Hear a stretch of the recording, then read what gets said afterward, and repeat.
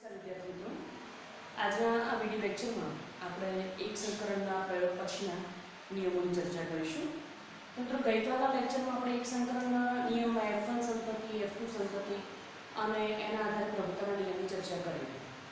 આજે મિત્રો આપણે વાત કરીએ છીએ વિશ્લેષણના નિયમની, જે મેન્ડલે પોતાની સમજ અને પરિણામોને આધારે આપ્યો હતો.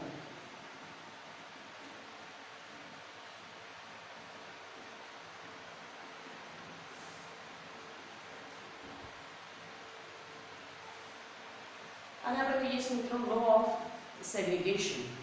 તો મિત્રો, આ જે નિયમ છે એ મેન્ડલે પોતાની સમજને આધારે અને પોતાના પરિણામોને આધારે આપ્યો હતો. અને પ્રભુત્વના નિયમની જેમ જ મેન્ડલે અહીંયા આના ચારેક વિધાનોની મિત્રો ચર્ચા કરી છે. તો ગઈકાલના પરિણામો એટલે કે એક સંકરણના પ્રયોગના પરિણામોને આધારે આપણે જો મિત્રો ચર્ચા કરીએ તો એક સંકરણના પ્રયોગોમાં આપણને આવી કઈ વસ્તુ મિત્રો મળી હતી. આ આપણે વાત કરતા હતા કે સમયુગ્મી પિતૃઓ હતા. આ પણ સમયુગ્મી પ્રચ્છન્ન પિતૃ છે અને આને આપણે કહ્યું હતું વિષમયુગ્મી પિતૃ. શું કહ્યું હતું મિત્રો? આપણે એને વિષમયુગ્મી પિતૃ તરીકે ઓળખ્યા હતા. તો આપણે અહીંયા કહી શકીએ છીએ કે જ્યારે કેપિટલ ટી મળે મિત્રો, તો આપણને ખબર છે કે આ છોડ આપણને કેવા મળે છે? ઊંચા છોડ. બરાબર છે. સ્મોલ ટી બંને છે તો આપણને છોડ નીચા મળે છે. તો આમાં આપણને કંઈ નવું નથી લાગતું. પણ કેપિટલ ટી અને સ્મોલ ટી મળે છે મિત્રો, તો પણ અહીંયા છોડ તમને કેવા મળે છે? ઊંચા મળે છે. બરાબર છે. તો એના આધારે આપણે એવું કહ્યું હતું કે કેપિટલ ટી એ પ્રભાવી છે. કેમ? કારણ કે કેપિટલ ટી એ ઊંચાપણાનું લક્ષણ છે અને અહીંયા કેપિટલ ટી અને સ્મોલ ટી બંને હાજર હોવા છતાં કેપિટલ ટી જ અભિવ્યક્ત થાય છે, સ્મોલ ટી અભિવ્યક્ત થતું નથી. એટલે આપણે એને એવું કહ્યું હતું કે આ જે છે એ પ્રભાવી એરર છે. બીજી વસ્તુ મિત્રો આપણે કહીએ કે કેપિટલ ટી અને સ્મોલ ટી ની સાથે જો ચર્ચા કરીએ છીએ તો તેનો અર્થ એમ કહી શકાય કે અહીંયા બંને પ્રકારના જનીન ભેગા છે. બંને પ્રકારના એલેલ આની અંદર હાજર છે. ઊંચાપણાનું અને નીચાપણાનું બંને એલેલ એકબીજાની સાથે હાજર છે, પરંતુ એકબીજામાં મિશ્ર થતા નથી. બરાબર છે મિત્રો? બંને સાથે હાજર છે પરંતુ એકબીજામાં મિશ્ર થતા નથી. અને આવી રીતે જ્યારે મિશ્ર ન થતા હોય ત્યારે આપણે કહીએ છીએ કે એ વિશ્લેષિત થઈને એકબીજાની સાથે રહે છે. એકબીજામાં મિશ્ર થયા વગર બંને એકબીજાની સાથે રહે છે. હવે મિત્રો આપણે એને એવું કહી શકીએ અહીંયા કે એલેલ હંમેશા જોડમાં હોય છે. એલેલ એટલે કારકો મિત્રો. એલેલ એટલે કારકો, જે મેં તમને કાલે પણ કહ્યું, એ હંમેશા કેવા હોય છે? તો જોડમાં હોય. બંને એલેલ એટલે કે કારકો એકબીજામાં મિશ્ર થયા વગર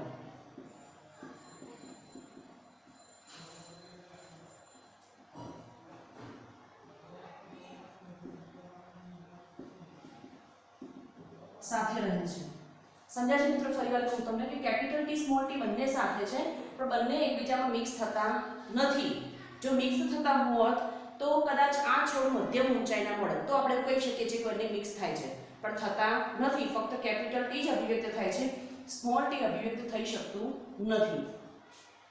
સેકન્ડ અને સૌથી ઇમ્પોર્ટન્ટ વિધાન મિત્રો, વિશ્લેષણના નિયમ અનુસાર આપણે કહી શકીએ છીએ કે કોઈ લક્ષણ F1 પેઢીમાં અભિવ્યક્ત થયું હોય કે ન થયું હોય,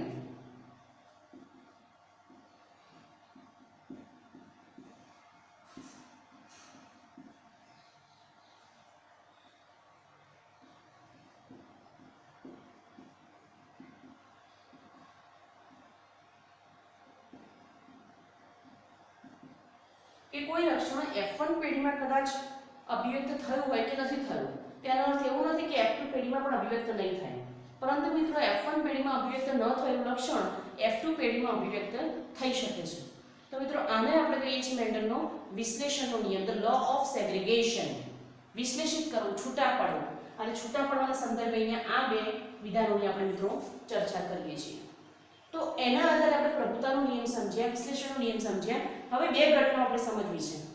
એક અપૂર્ણ પ્રભુતા અને બીજી મિત્રો સહપ્રભાવિતા. બરાબર સમજીશો ને? શબ્દો તમને મિસ્ટેક કરાવેલા છે મિત્રો. તો આપણે આ નિયમની પહેલા ચર્ચા કરીએ છીએ મિત્રો કે અપૂર્ણ પ્રભુતાનો નિયમ.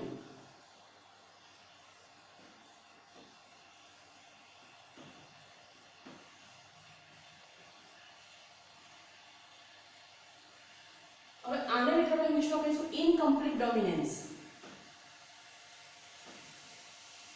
Incomplete dominance.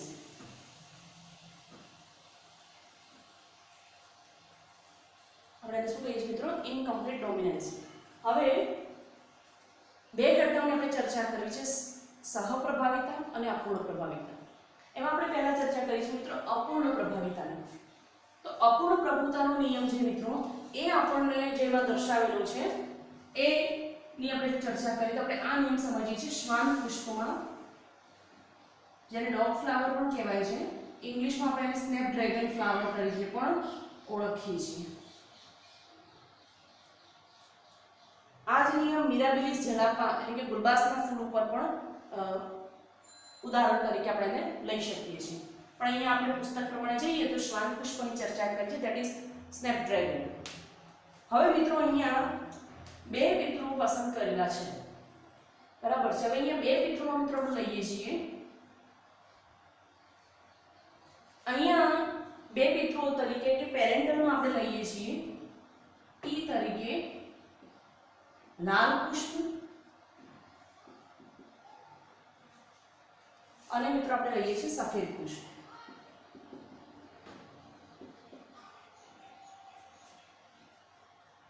લાલ પુષ્પ માટેના જનીન છે કેપિટલ આર, સ્મોલ આર અને સ્મોલ આર. અહીંયા સ્મોલ આર ની જગ્યાએ મિત્રો જૂના સિલેબસમાં કેટલીક પુસ્તકોમાં રેફરન્સ તરીકે ડબલ્યુ પણ લીધેલો છે વ્હાઇટ સફેદ પુષ્પ દર્શાવવા માટે, પણ એવું નેસેસરી નથી. અહીંયા આપણે સ્મોલ આરથી પણ કામ ચલાવી શકીએ છીએ. હવે આના જનીનોની મિત્રો જો વાત કરીએ તો તારા બે જનીનો કેપિટલ આર, સ્મોલ આર અને સ્મોલ આર. હવે જ્યારે પીનટ સ્ક્વેર દોરવામાં આવે તો પીનટ સ્ક્વેર જ્યારે મિત્રો આપણે દોરીએ છીએ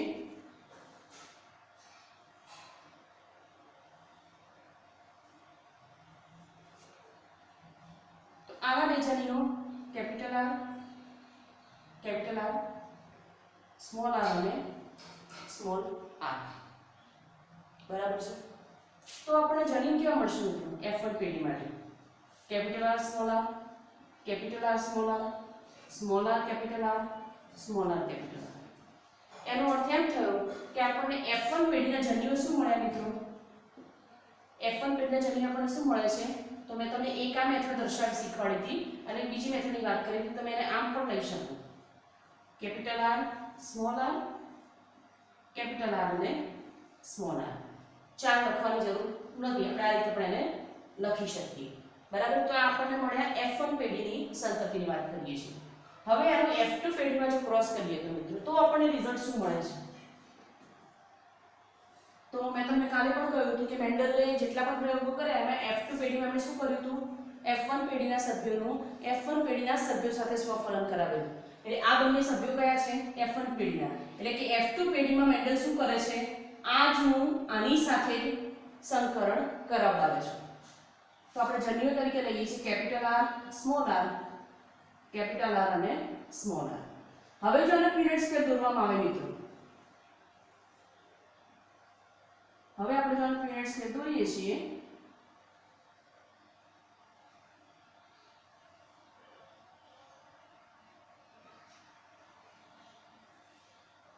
capital R, small R, capital R અને સ્મોલ આર.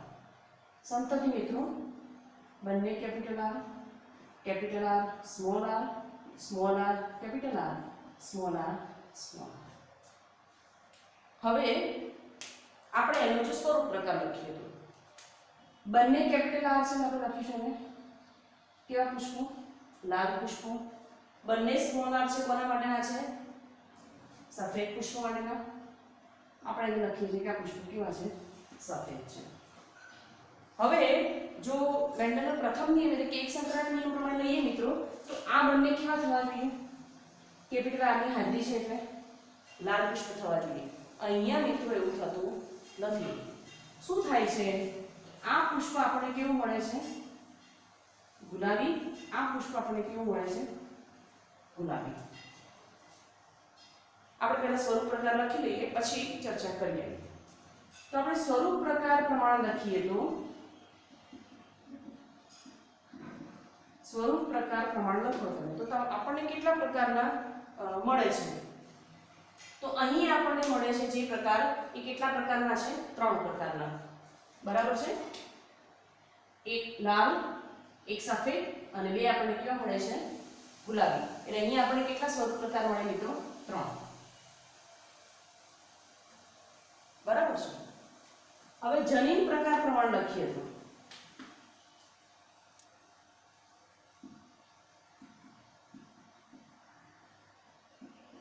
તો જનીન પ્રકાર પ્રમાણે આપણને કેટલા પ્રમાણનું મળે? તો જુઓ, એક મળ્યું છે આપણને કેપિટલ આર, એક લખી દઈશું. સ્મોલ આર, એક લખી દઈશું. અને કેપિટલ આર, સ્મોલ આર, કેટલા મળ્યા છે આપણને? 2. આ રેશિયો આપણને કેટલો મળે છે? 1:2:1. બરાબર મિત્રો? આ રેશિયો આપણને કેવો મળે છે? 1:2:1. સોરી મિત્રો, અહીંયા આપણે ભૂલ કરી કે આપણને કેટલા સ્વરૂપ પ્રકાર મળ્યા? એ 3 સાચું છે, પણ આપણે કેવી રીતે લખીશું? તો એક છોડ આપણને કેવો મળે છે? લાલ, 2 કેવા મળ્યા છે? ગુલાબી, અને એક કેવો મળ્યો છે? સફેદ.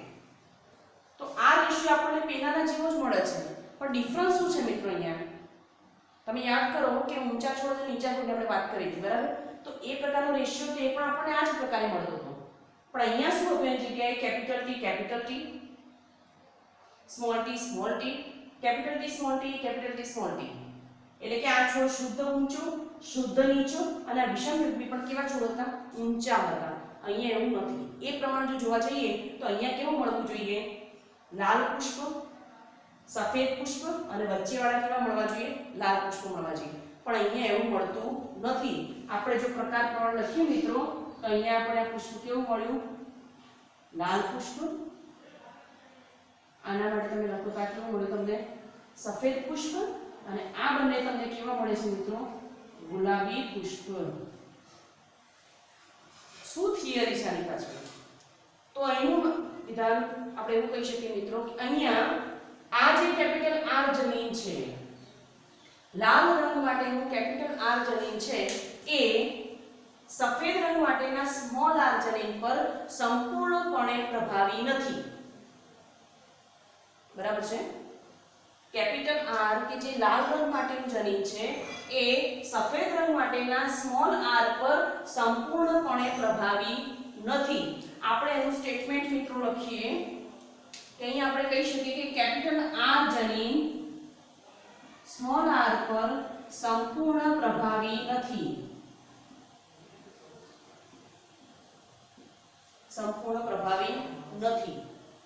બરાબર છે? તો આપણે એવું ના કહી શકીએ મિત્રો કે સ્મોલ આર, આપણે અત્યારે પ્રભાવી પ્રચલનની વાત નથી કરવાની. સ્મોલ આર નું જનીન છે એ કેપિટલ આર ના જનીન ઉપર સંપૂર્ણપણે પ્રભાવી નથી.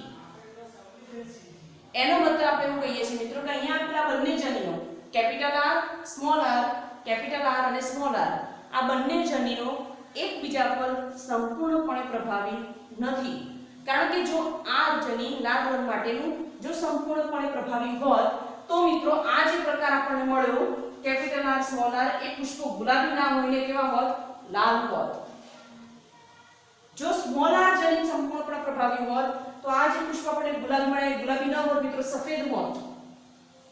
પણ અહીંયા આપણે સ્પષ્ટપણે કહી શકીએ છીએ કે ભાઈ કેપિટલ આર જનીન એ સ્મોલ આર જનીન પર સંપૂર્ણપણે પ્રભાવી નથી. એટલે આના કિસ્સામાં કેપિટલ આર જનીન પોતાની સંપૂર્ણ પ્રભાવતા દર્શાવી શકતું નથી, અને એટલા માટે પુષ્પનો રંગ આપણને ગુલાબી મળે છે. કારણ કે સ્મોલ આર જનીન આંશિક પ્રભાવી છે અને કેપિટલ આર જનીન પર પોતાનો આંશિક પ્રભાવ દર્શાવે છે. એટલે આપણને પુષ્પો કેવા મળે છે? ગુલાબી મળે છે. અને એટલા માટે આ નિયમને આપણે શું કહીએ છીએ મિત્રો? અપૂર્ણ પ્રભુતાનો નિયમ. જ્યાં પ્રભુતા સંપૂર્ણપણે પ્રદર્શિત થતી નથી એટલે આપણે એને કહીએ છીએ મિત્રો અપૂર્ણ પ્રભુતાનો નિયમ. એનો અર્થ એમ થયો કે મેન્ડલ અહીંયા પ્રભુતાના નિયમની બાબતે ખોટા સાબિત થાય છે. તો મિત્રો એ પ્રશ્ન થાય આપણને કે પ્રભુતાનો નિયમ અથવા તો જનીનની પ્રભાવિતા એટલે શું? જનીનની પ્રભાવિતા એટલે શું? તેના માટે તમને એક એસ ઉત્સેચકવાળા જનીનનું ઉદાહરણ આપ્યું છે. પણ મિત્રો પુસ્તકની દ્રષ્ટિએ તમારે અથવા બોર્ડની દ્રષ્ટિએ તમારે અગત્યનું નથી, બરાબર છે, પણ એ પણ હું તમને સમજાવી દઉં છું કે શું આપણને કહેવામાં આવ્યું છે. આને મિત્રો જો કેમ કે 2 માર્ક્સના પ્રશ્નોમાં પૂછાતું હોય છે. ઘણી વખત 4 માર્ક્સનો મોટો પ્રશ્ન કરવા માટે આવા 2 માર્ક્સના પ્રશ્નોની 2 ટૂંકનોટો ભેગી પણ કરે છે. તો આપણે વાત કરીએ છીએ, હાલ હું જે કહું છું મિત્રો એ આપણી સમજ માટે છે, એ આપણે થિયરીમાં પૂછાતું નથી. અહીંયા એવા કોઈ 2 પ્રકારના એરરની વાત કરી છે. જો મિત્રો કે કોઈ એક જનિત માટે વાત કરી છે કે સપોઝ કોઈ એક જનિત હું અહીંયા કેપિટલ T લઈ લઉં છું, બરાબર છે, અહીંયા આ જનિત લઈ લઉં છું સ્મોલ t. ઉદાહરણ તરીકે તમે કોઈ પણ લઈ શકો કેમ કે આપણે કોઈ સ્પષ્ટીકરણ નથી. હવે આ એવા કોઈ જનીન છે કે જે એવો કોઈ ઉત્સેચક ઉત્પન્ન કરે છે, એવો કોઈ ઉત્સેચક ઉત્પન્ન કરે છે કે જે પ્રક્રિયાર્થીનું રૂપાંતરણ કરે. આપણે ખબર છે કે પ્રક્રિયાથી સ્વરૂપ ફેર કરે એટલે રૂપાંતરણ કરે એટલે ઉત્સેચક જરૂરી બનતા હોય છે. તો અહીંયા એવો કોઈ ઉત્સેચક ઉત્પન્ન થાય છે કે જે પ્રક્રિયાર્થીનું રૂપાંતરણ કરે છે, બરાબર મિત્રો. હવે એની શક્યતા કેમ કે આ જે જનીન છે એના 2 એરે હશે, 2 કારકો હશે, બરાબર છે. હવે એના 2 કારકો છે. હવે 2 કારકો 3 પ્રકારની સંભાવનાઓ દર્શાવે. ઉત્સેચક ઉત્પન્ન કરે છે, આપણે એવું બોલ્યા, બરાબર. ઉત્સેચક ઉત્પન્ન કરે છે. કેવા પ્રકારનું ઉત્સેચક ઉત્પન્ન કરે છે? there can be some possibilities. ઉત્સેચક ઉત્પન્ન કરે છે એની કેટલીક શક્યતાઓ હોઈ શકે. મારી દ્રષ્ટિએ જોઈએ નંબર 1 કે સંપૂર્ણ કાર્યક્ષમ ઉત્સેચક ઉત્પન્ન કરે, બરાબર. એટલે કે એવું ઉત્સેચક ઉત્પન્ન કરે કે જે ખૂબ જ તીવ્ર છે અને સક્રિય અવસ્થામાં કામ કરે છે. નંબર 2 કાં તો એવું ઉત્સેચક ઉત્પન્ન કરે કે જે મંદ રીતે કાર્યક્ષમ છે, કાં તો નંબર 3 એવું ઉત્સેચક કરે કે જે બિલકુલ નિષ્ક્રિય છે.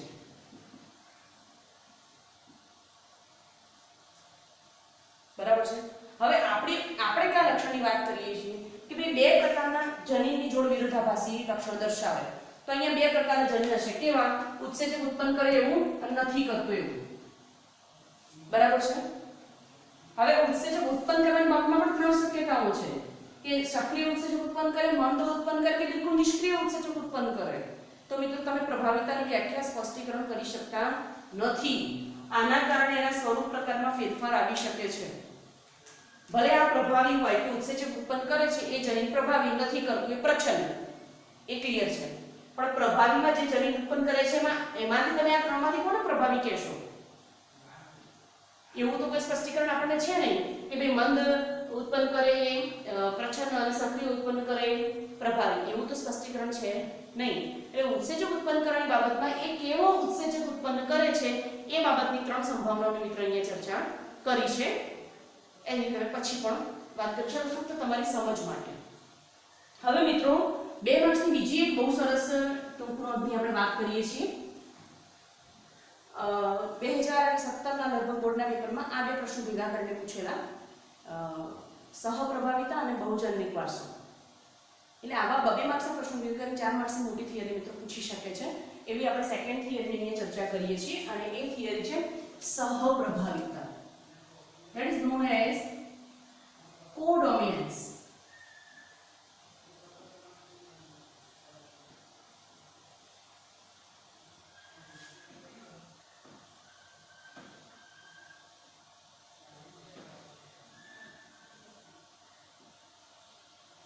શું થિયરી છે મિત્રો? કોડોમિનન્સ. અહીંયા આપણને ઉદાહરણ મિત્રો આપેલું છે કે પેલા તમારે એ ખાસ યાદ રાખવું પડે મિત્રો કે સહપ્રભાવિતા માટે કયું ઉદાહરણ લઈએ છીએ, અપૂર્ણ પ્રભુતા માટે કયું ઉદાહરણ લઈએ છીએ. મિત્રો સહપ્રભાવિતાની અંદર આપણે જે ઉદાહરણની ચર્ચા કરી છે એમાં આપણે એવું કીધું છે કે એબીઓ રુધિર જૂથમાં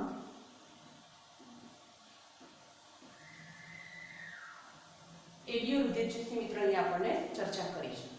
એ લક્ષણ આપણું કયું છે? એબીઓ રુધિર જૂથ. એને કે 4 રુધિર પ્રકાર છે: એ, બી, એબી અને ઓ. હવે મિત્રો અહીંયા આપણને કીધું છે કે આ લક્ષણ કઈ બાબતની ચર્ચા કરીએ છીએ આપણે. તો અહીંયા લક્ષણ એવું છે કે રક્તકણ જે છે આપણા એ રક્તકણના કોષ સ્તરની સપાટી પર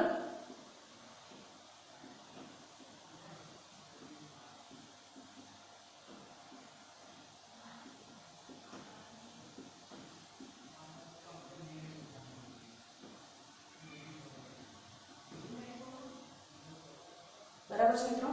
રક્તકણની સપાટી પર આવેલું જે પોલિમર છે મિત્રો, એ પોલિમર એ પોતે શર્કરા છે. રક્તકણની સપાટી પર આવેલું જે પોલિમર છે મિત્રો, એ પોલિમર પોતે શર્કરા છે. એટલે કે આપણું રક્ષણ શર્કરાના ઉત્પાદન સાથે જોડાયેલું છે. બરાબર છે? તો અહીંયા આપણે બે જનીનની ચર્ચા કરીએ છીએ, એના બે સ્વરૂપ પ્રકારની ચર્ચા કરીએ છીએ. નંબર 1, ડેફિનેટલી એવું હશે કે શર્કરા ઉત્પન્ન કરે છે એ, શર્કરા ઉત્પન્ન નથી કરતું એ. બરાબર છે? તો મિત્રો અહીંયા શર્કરા ઉત્પન્ન કરતું જનીન,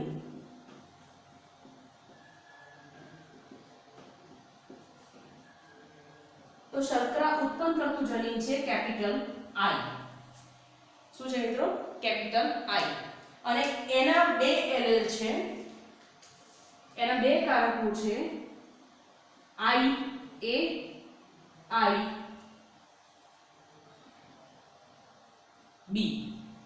બરાબર છે? એટલે કે કેપિટલ I એવું જનીન છે કે જે કોષરસની સપાટી પર રહેલું જે પોલિમર જે શર્કરા છે ઉત્પન્ન કરે છે, અને એ બે IA અને IB પ્રકારે છે. તો નંબર 2 માં હોઈ શકે એવું કોઈ જનીન કે જે શર્કરા ઉત્પન્ન કરતું નથી એવું જનીન, તો ડેફિનેટલી મિત્રો શું હશે? Small I.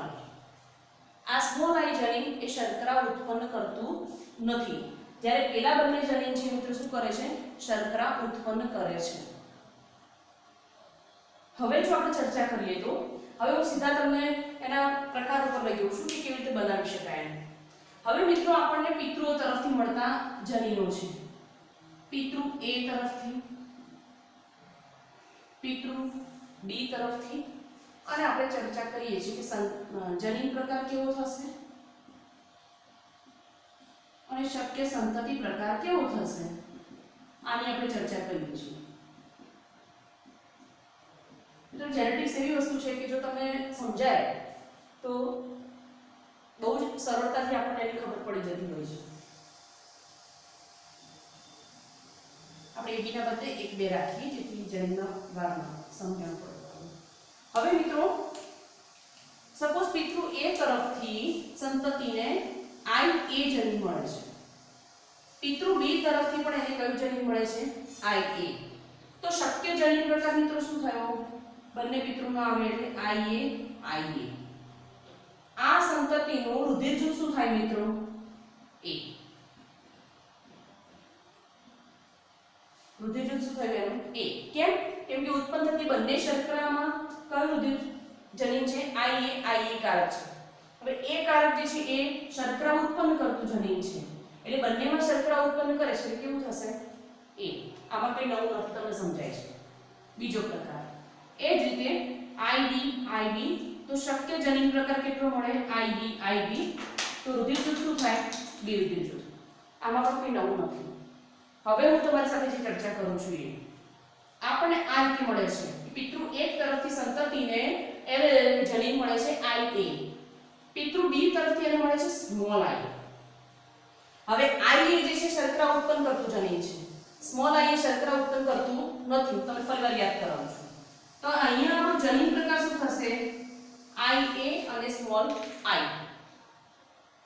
હવે તમે કહો કે આનું રુધિર જૂથ કેવું થશે?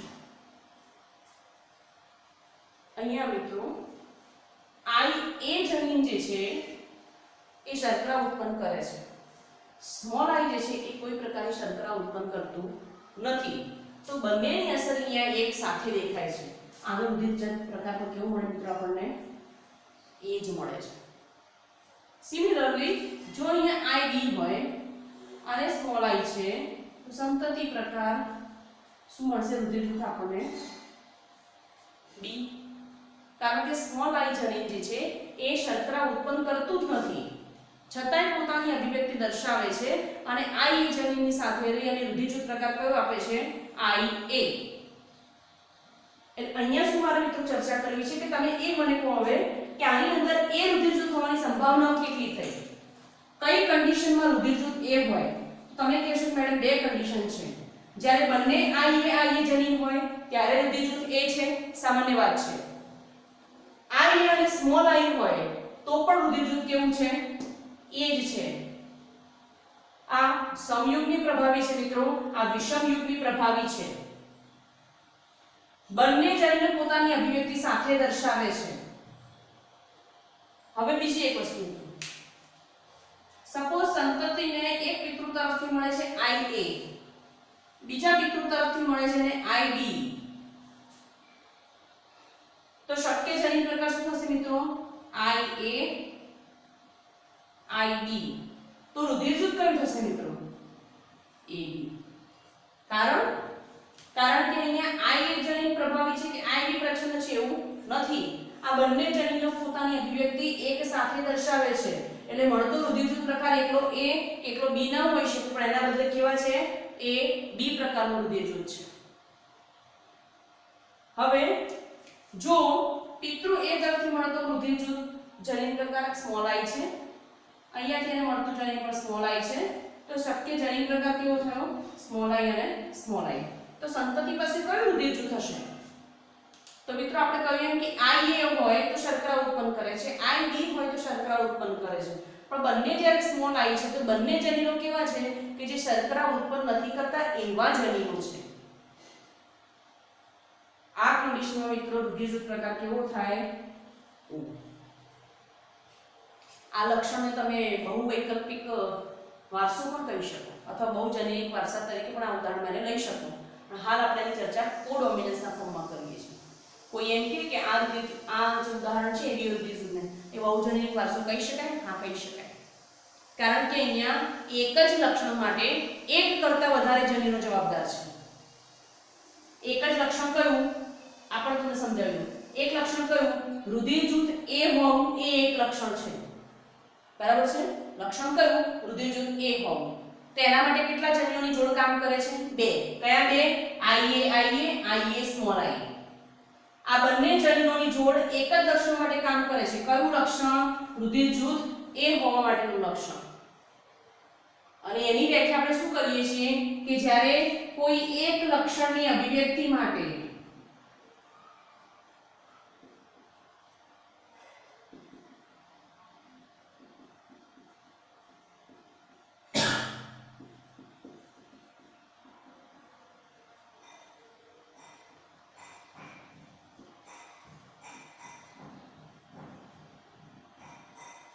કે જ્યારે કોઈ એક લક્ષણની અભિવ્યક્તિ માટે મિત્રો એક કરતા વધારે જનીનોની જોડ જવાબદાર હોય એવા કિસ્સામાં આ પ્રકારની ઘટનાને આપણે બહુજનીનિક વારસો અથવા બહુકારકીય વારસો તરીકે પણ ઓળખીએ છીએ. તો મિત્રો આ એની ચર્ચા. તેની સાથે તમને એક નાનું સરખું ઉદાહરણ આપેલું છે, હવે તમને સરળતાથી સમજાઈ જશે. અહીંયા મિત્રો બીજું જે ઉદાહરણ છે એ છે સ્ટાર્ચ કણો ઉત્પન્ન કરવું. લક્ષણ શું છે મિત્રો? એનું લક્ષણ છે સ્ટાર્ચ કણોનું ઉત્પાદન. શું લક્ષણ છે મિત્રો? સ્ટાર્ચ કણોનું ઉત્પાદન અને એને આધારે બીજનો આકાર. એ લક્ષણ તમે એક જ કહી શકો, બરાબર? કેવું લક્ષણ છે? સ્ટાર્ચ કણોનું ઉત્પાદન. અહીંયા એના માટે 3 સંભવિત પ્રકારો તમને મળે છે. એક મળે છે કેપિટલ B, સ્મોલ b અને ત્રીજો સંભવિત પ્રકાર મળે છે કેપિટલ B અને સ્મોલ b.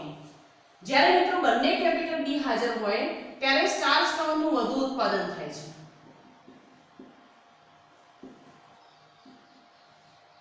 સ્ટાર્ચ કણોનું ઉત્પાદન કેવું થાય છે? વધુ થાય. એટલે બીજનો આકાર મિત્રો ગોળ મળે છે.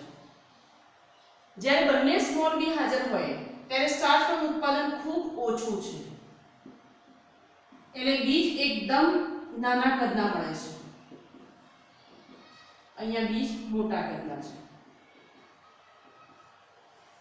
હવે જ્યારે કેપિટલ B સ્મોલ b હાજર હોય ત્યારે મિત્રો અહીંયા જે સ્ટાર્ચ કણનું ઉત્પાદન છે એ મધ્યમ કક્ષાનું ઉત્પાદન થાય છે.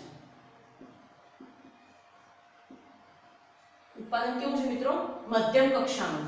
અને એટલા માટે બીજનો આકાર કેવો મળે છે? ખરબચડો. અને બીજનું કદ પણ કેવું છે? મધ્યમ કદ છે. હવે આને તમે કેવી રીતે ડિફાઇન કરશો?